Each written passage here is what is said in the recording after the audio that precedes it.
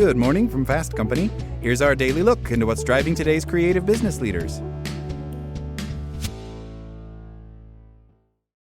The surge of layoffs during the first half of 2025 has neared record-breaking pace, with March's total alone the third highest number of single-month layoffs in history, according to outplacement firm Challenger Gray & Christmas. That total was eclipsed only by April and May 2020 during the pandemic. The nearly 700,000 layoffs announced through May of 2025 represent an increase of 80% over the first 5 months of last year and are just 65,000 short of matching 2024's total layoff numbers. The reasons for these enormous numbers are multifaceted, ranging from staffing and funding cuts by the Department of Government Efficiency and their ramifications, companies leaning into automation and artificial intelligence, to sluggish sales. And while the reasons may vary, business realities remain the same, even in the midst of layoffs. How can companies making cuts also keep the employees who remain productive and retain top talent? The best people have other opportunities elsewhere, and who wants to be on an unstable ship, right? So that's exactly the right question, says Deborah Lovich, a Future of Work Fellow at BCG Henderson Institute, Boston Consulting Group's think tank. Lovich says that throughout the layoffs, it's important to treat people who depart with dignity, humanity, and support.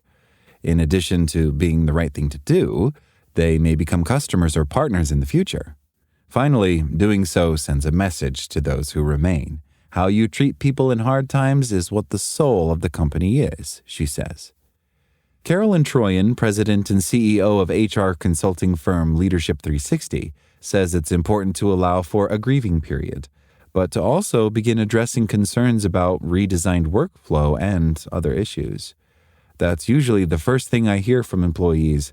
They're just going to lay people off and I'm going to have to take all this extra work. How am I really going to do that? Leaders need to ensure that their high performers know that they can come forward if they have concerns, especially when no one wants to come forward and admit that they can't do all of the work left after their teammates have been let go. Spot engagement surveys can help managers spot friction points that may indicate high performers and other employees aren't happy.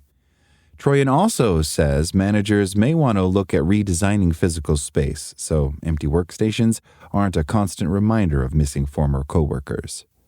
Amy Mosier, Chief People Officer at iSolved, a provider of human capital management solutions, adds that it's important to help employees understand why they're happening. There are reasons why we have to make these decisions, she says, and helping employees put them in context and realize that the decisions weren't made capriciously may not make them easier, but may help calm the concerns of the employees you wish to retain. The methods by which layoffs are communicated will vary by company and situation, and larger companies may be required to give advance notice in the case of mass layoffs. But Mosier says some companies may simply send out a mass email or other communication after the fact to answer basic questions. But the communication that matters when trying to retain top performers comes from individuals, she says. She recommends deputizing everyone who works in a leadership capacity in the organization to participate in keeping top performers engaged. It's a good idea to have regular discussions, perhaps quarterly, about your top talent so your management team is aware of the organization's high performers, says Troyan. Having some of those talent conversations as part of your operating model, you're just ready to go and have the list, she says. However, if you don't have that list, it's a good idea to connect with your various departments and have them identify their top team members so the company can work on keeping them, she says. And one of the first things you should do with those top performers is offer reassurance, says Valencourt. Let top performers know that they are highly valued and have a future with the company. Consider offering retention bonuses to ensure your top performers know you are serious about wanting them to stay, she adds. She also advises considering the potential downsides of voluntary separation incentive programs, as they can be more attractive to top performers than to the individuals a company would like to release. Top performers may think, I can go anywhere, so let me get some money. If organizations are not careful, these programs can deplete top talent. That's all today from Fast Company. Talk to you tomorrow.